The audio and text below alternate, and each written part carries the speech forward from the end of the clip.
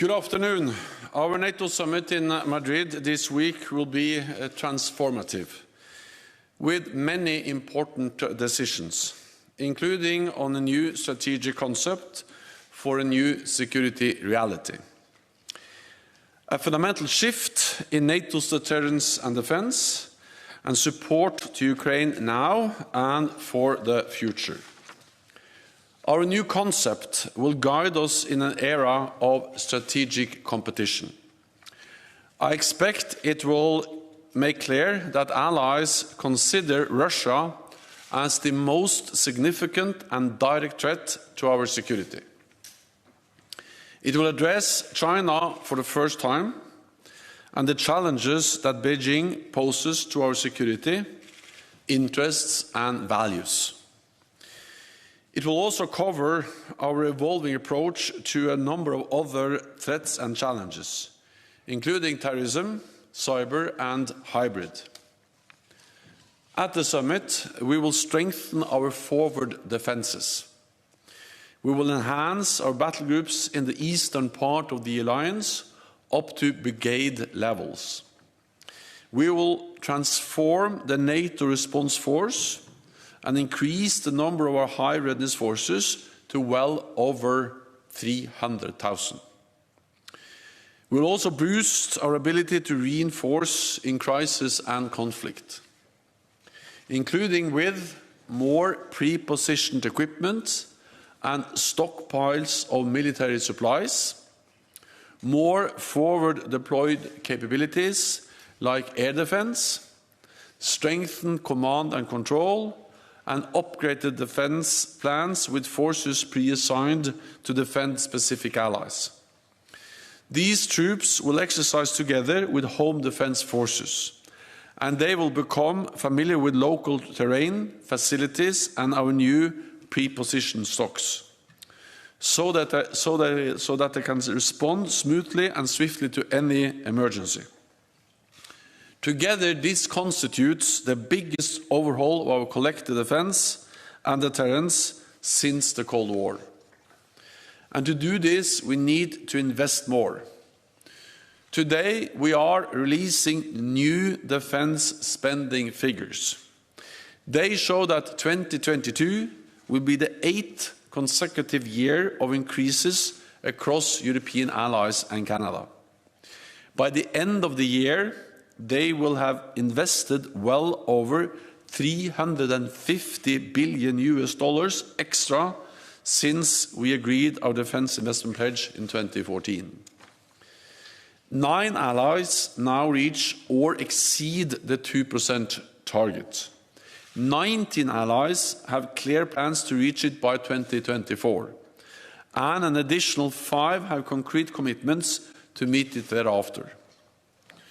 2% is increasingly considered a floor, not a ceiling. We will also agree to invest more together in NATO for the benefit of our security. The Ukrainian government and people continue to resist Russia's brutal war of aggression. Their courage and commitment are an inspiration, and I welcome that President Zelensky will join us at the NATO Summit. NATO and allies have provided substantial support to Ukraine since Russia's illegal annexation of Crimea in 2014, including with military and financial aid and training of tens of thousands of Ukrainian forces. All of this is making a difference on the battlefield every day. And since the invasion in February, allies have stepped up even more, with billions of euros worth of military, financial and humanitarian assistance. At the summit, we will agree a strengthened comprehensive assistance package for Ukraine. This will include substantial deliveries of support in areas like secure communications, anti-drone systems and fuel. Over the longer term, we will help Ukraine transition from Soviet-era military equipment to modern NATO equipment, and further strengthen its defense and security institutions. At the summit, we will also take decisions to continue adapting NATO, including with a new €1 billion NATO Innovation Fund to invest in dual-use emerging technologies. And on climate change, we will agree to cut greenhouse gas emissions for NATO as an organization. We will also deepen our cooperation with NATO's closest partners.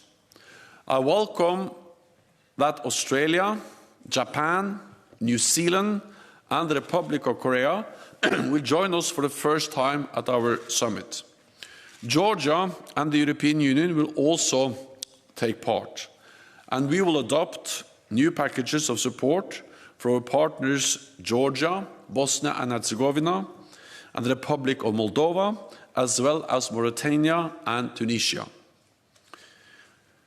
We also aim to make progress on Finland and Sweden's historic applications for NATO membership, while ensuring the security concerns of all allies are addressed.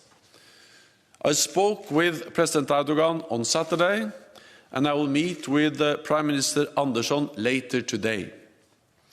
I'm glad that President Erdogan, President Niinistö, and Prime Minister Andersson have accepted my invitation to meet in Madrid tomorrow. And today we are hosting another meeting of senior officials from all three countries here at the NATO headquarters. Finally, allies will discuss threats and challenges from the south. We will recommit to the fight against terrorism, address the food crisis caused by Russia's invasion of Ukraine, and consider our response to Russia and China's increasing influence in our southern neighborhood.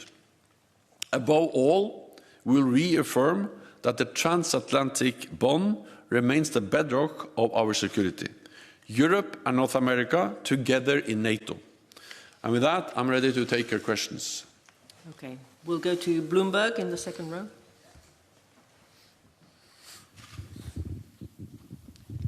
Thank you so much for the question. Natalia Drozdiak from Bloomberg. I just want to follow up on the meeting tomorrow between the leaders of Turkey, Sweden, and Finland. What do you expect from that meeting tomorrow? And is it still possible that Sweden and Finland could join the summit in Madrid as invitees? Thank you. So we have worked hard since Finland and Sweden applied for membership to ensure that they can join the alliance as soon as possible. At the same time, we need to take into account concerns expressed by allies, and in this case, clearly expressed by Turkey. And that's the reason also why we have intensified the dialogue with our ally Turkey and with Finland and Sweden over the last weeks. I spoke with President Erdogan on Saturday, and I will meet Prime Minister Andersson later today. And then I'm very, very glad that President Niinistö, President Erdogan, and Prime Minister Andersson will meet in Madrid tomorrow and accepted my invitation to meet on the margins of the Madrid Summit. The purpose of that meeting is, of course, to make progress of the accession of Finland and Sweden. I will not make any promises, but I can just assure you that we are working actively to ensure progress because the applications of Finland and Sweden to join NATO, they are historic. It will strengthen the security of Finland and Sweden. It will strengthen NATO, and it will be something that will contribute to stability across the Euro-Atlantic area, Europe and North America. So the aim is to make progress, and then it's too early to say what kind of progress you can make by the summit. Okay, we'll go to French television in the last row. Yeah.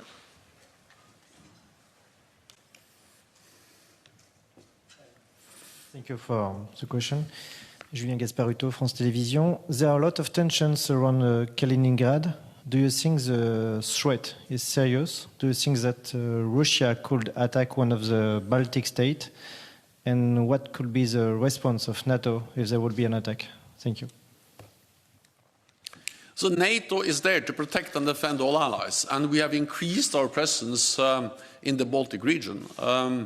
We have done that since 2014 with the battle groups, with higher readiness, with more air policing. But since the invasion of Ukraine, we stepped up further, and now we have more than 40,000 troops under direct NATO command, most of them in the eastern part of the alliance, and many of them in the Baltic region. The purpose of this increased presence is to send a message that we are ready to protect and defend every inch of Allied territory, including, of course, Lithuania and the other Baltic countries. And by doing that, we are providing credible deterrence. And the purpose of credible deterrence is not to provoke a conflict, but to prevent a conflict, to prevent Russia or any other potential adversary from attacking a NATO allied country. And I'm confident that Moscow, President Putin, understands our collective security guarantees, understands the consequence of attacking a NATO allied country. It will trigger a response from the whole alliance. And to underpin that message, we have increased the presence.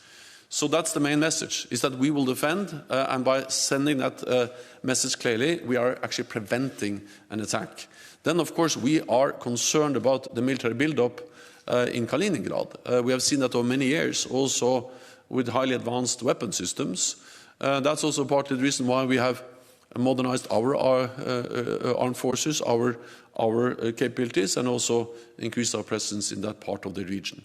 Let me also add that what we now see is that Lithuania are implementing EU-agreed economic sanctions. And NATO allies welcome the EU sanctions. NATO allies have also imposed sanctions on Russia.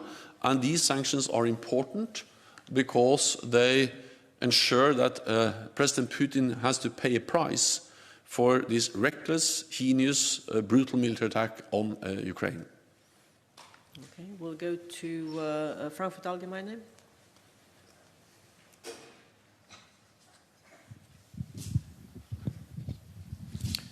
Thanks a lot. Thomas Kutschka, Frankfurt Allgemeine Zeitung. Secretary General, I have two questions following your introductory remarks. The first one, you said that we will, or NATO will, enhance battle groups in the eastern part up to brigade level. Does that apply to all the 8 battle groups or just to some of them? Question number one. And question number two, on common funding. You've made the case to double the common budget last year, and that was met by significant resistance from a few member states. Now it appears that you're almost there, so it won't be doubled, but almost the budget. Could you please explain why this has changed in the meantime, and how this is related to the war against Ukraine and the new posture at the eastern flank? Thanks. First, the increased presence of the brigade level will be something we will do in some of the 8 countries where we today have battle groups. We don't have one size fits all.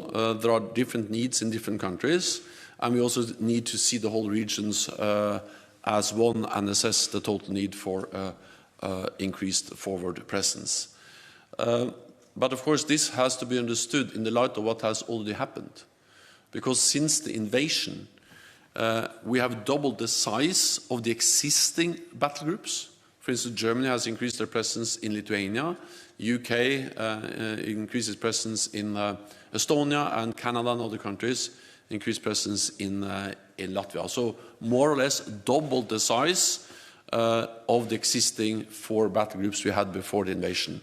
Then we have doubled the number of battle groups from 4 to 8. And then we have added in more troops and forces, both on land but also sea and air forces. So this is a huge and significant increase of NATO's presence in the east. What we are doing now is that at the summit we will take decisions that will be transformative for our deterrence and defense, that will lead to the fundamental shift in the way we organize collective defense in NATO. And that will be built on many elements on sea, naval, cyber power. But when it comes to the land element, the main messages is partly to have up to brigade level forward presence. Germany in Lithuania is one example. I expect other allies to make similar announcements. Then it will be based on more forward deployed equipment, stocks, fuels, weapons, ammunition. And then it will be made up by pre-assigned forces in their home country, but these forces will train, exercise regularly in those countries where they are pre-designed to be deployed in times of crisis. And by doing that, we are fundamentally strengthening both our forward defense, but also our ability to quickly reinforce. It's quite, to move people goes quite fast. To move heavy equipment takes time, but with more forward deployed equipment, including also more forward deployed combat formations and more exercises, we will significantly increase our ability to defend and protect all allies, also in the eastern part of the alliance. Then, on common funding, well, first of all, I think we have to understand common funding as part of the broader efforts to increase defense spending. The big money will go to the national defense budgets. And we have an impressive story to tell. Back in 2014, when we agreed the defense investment pledge, only 3 allies met the guideline of spending 2% of GDP on defense, and defense spending was also declining across Europe and Canada. Since then, defense spending has increased in all countries, and 9 allies now meet the 2% guideline. And in addition, some are very close to be at 2%. They are very close. And that will be, of course, the big numbers. But a part of that is what we spend together.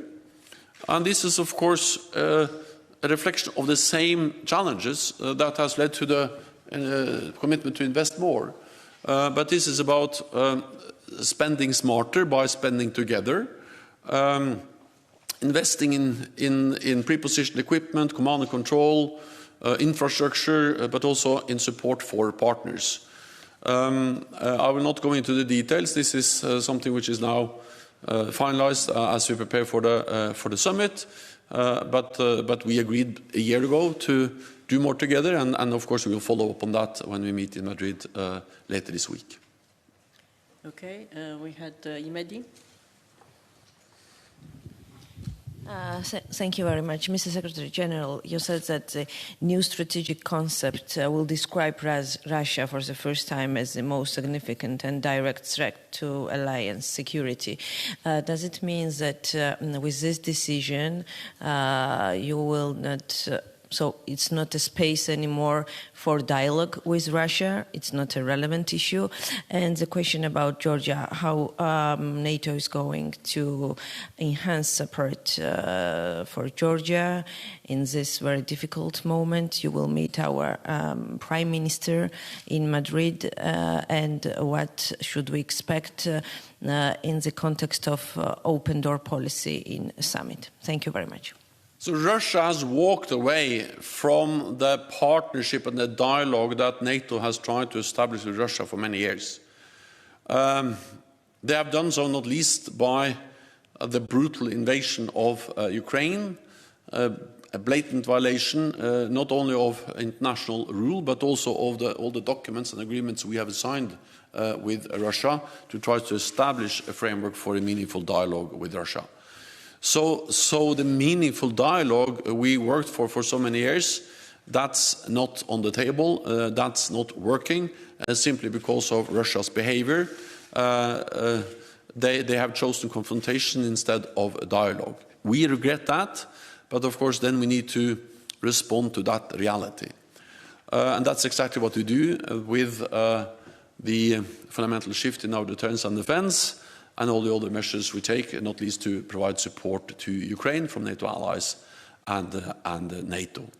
Then, of course, there is a need to still have lines of communications to prevent incidents and accidents, and also at some stage, hopefully, be able to engage in some kind of arms control efforts. but the dialogue and the partnership we strive for. We have to remember that, for instance, in the current strategic concept agreed at the Lisbon Summit in 2010, and I attended that summit as a Prime Minister of Norway, at that time President Medvedev of Russia participated in the meeting, and we agreed in the strategic concept, which is still the current strategic concept until we agree a new one later this week. We state that Russia is a strategic partner. That will not be the case in the strategic concept we will agree in Madrid. I expect that allies would state clearly that Russia poses a direct threat to our security, to our values, to the rules-based international order. Then on support for Georgia, I think that if there's any lesson learned from the invasion of Ukraine, a close and highly valued partner of NATO for many years, is the importance of provide support now, early. That support sooner is better than support later. Therefore, I'm glad that NATO allies provided support to Ukraine, training, assistance in many different ways since 2014. But if anything, we should do more, and we should also do more for other allies which are vulnerable for Russian coercion, Russian attempts to meddle in their domestic political affairs. And therefore, I expect at the summit we will agree to step up political and practical support to partners at risk from Russian interference. We will help them to build their capabilities and strengthen their resilience. For Georgia, we could increase our support by building on the substantial NATO-Georgia package, including in areas such as situational awareness, secure communications, resilience and cyber. We also have the NATO training center outside Tbilisi. We can step up the efforts there, and we can support Georgia in developing its own cyber capabilities and provide additional personnel to the NATO liaison office in Georgia. So support for Georgia and other allies that are vulnerable for Russian interference will be a key message from the NATO summit. Okay, we'll go to Spanish radio. Lady here, yeah.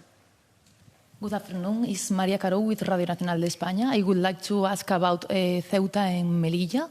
If it's going to be some inclusion of these two cities in the strategic concept that you are working in for Madrid Summit, if that means that these two Spanish cities are going to be covered, are going to be protected by NATO by now. Thank you. So Article 6 of the Washington Treaty defines the geographical scope of our collective defense guarantees, Article 5. And it defines it as the territory of any of the parties in Europe or North America or islands under the jurisdiction of any of the parties in the North Atlantic area, north of the Tropic of Cancer. That said, I think we have to understand that the issue of invoking Article 5 in our collective defense clause is a political decision. So it has to be taken by consensus by all allies in the North Atlantic Council, based ultimately on what would matter in that particular case. So that's as far as I can go when it comes to comment on any specific issues. Beata Pomecka, Polskie Radio, Polish Radio, public broadcaster. Thanks for the question. Secretary General, you've just answered the question to my colleague from Frankfurter Allgemeine Zeitung that in some member states these battle groups will be enhanced and the security situation will be taken into consideration. So I assume as the real threat is from Russia, so these battle groups will be enhanced in Poland and Baltic states.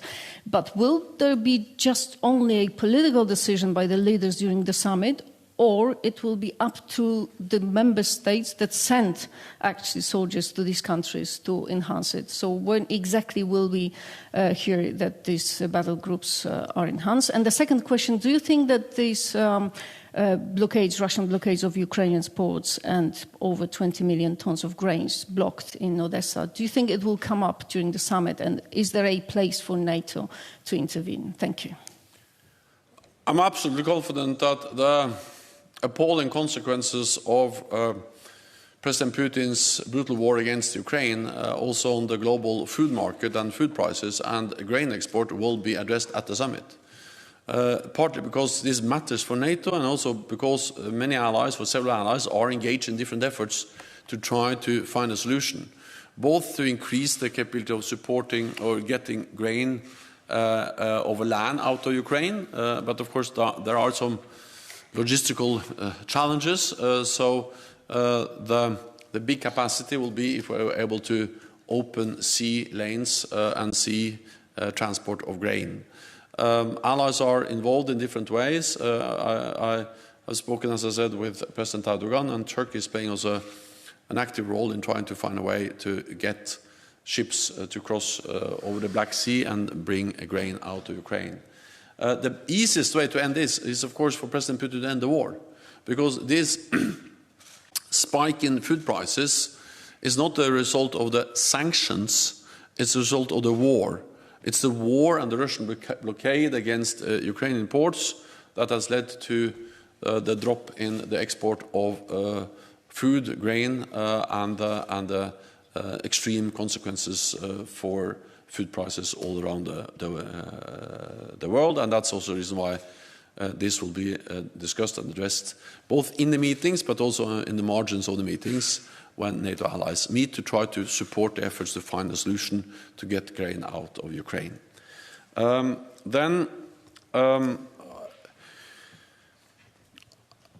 So Poland is one of our biggest allies, and of course we already have NATO allies, and especially the United States already have a significant presence in Poland. There is now a process looking into how we can further increase the presence, and the whole idea of strengthening our presence up to brigade level is absolutely something which is relevant for Poland. Details will be decided as we implement those decisions at the summit, but I'm confident that Poland will see that NATO has and will increase its presence in different ways to strengthen our deterrence and defense also in Poland. Okay. Swedish news agency, TT. Yeah. Hi, Victor Nemlin from the Swedish news agency. Coming back to Sweden and Finland, on a technical way regarding the process, is it now too late for Sweden and Finland to become invitees for the summit? And in any case, which meetings do you expect Sweden and Finland to take part in during the summit? Thank you. So first of all, Finland and Sweden will participate in the meetings because they are already invited as close partners. So we will have a meeting with partners the first day, also on Wednesday, where Finland and Sweden will participate at the level of heads of state and government, in a way regardless of where we are in the accession process. Second, we are working intensively on this issue to try to make as much progress as possible, as soon as possible. But since we speak about an issue which is of great importance for Finland and Sweden, but also for all allies, and in particular Turkey, which has expressed some specific security concerns, I will not give any promises or speculate about any specific timelines.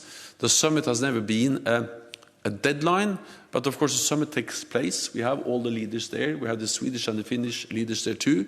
So that provides us with an opportunity that we should seize to see how much progress we can make, and that's the reason why we have been working so actively on this issue over the last weeks and days, and also why I welcome that Finland, Sweden, and Turkey have accepted the invitation to participate in the meeting in Madrid, and also that we have the meeting today at the NATO headquarters.